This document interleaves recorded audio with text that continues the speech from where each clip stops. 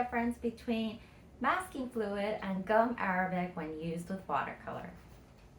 So what I do is I apply a really thick layer of masking fluid, and this will help keep the areas that you don't want painted white.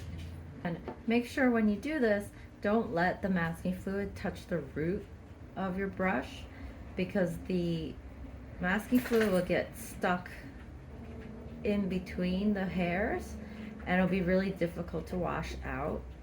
And also don't let the masking fluid dry on your brush. Wash it off right away.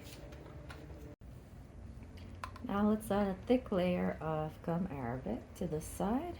And I'm using Winsor Newton gum arabic and masking fluid for this.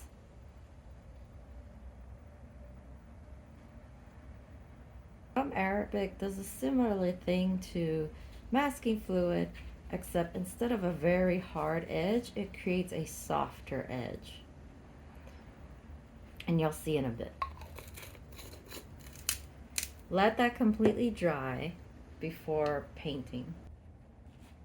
Once the masking fluid and gum arabic is completely dry, you can then start painting in the background.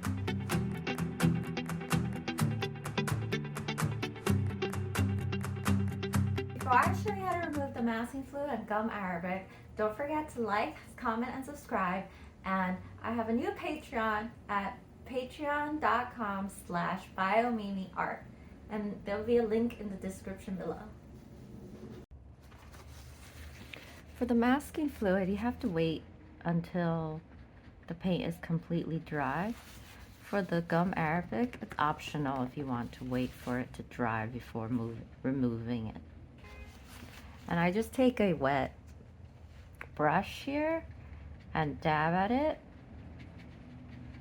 and then remove the excess water with a paper towel.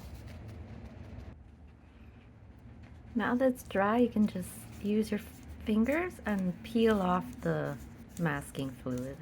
You can also dip your brush in gum arabic to restore its point.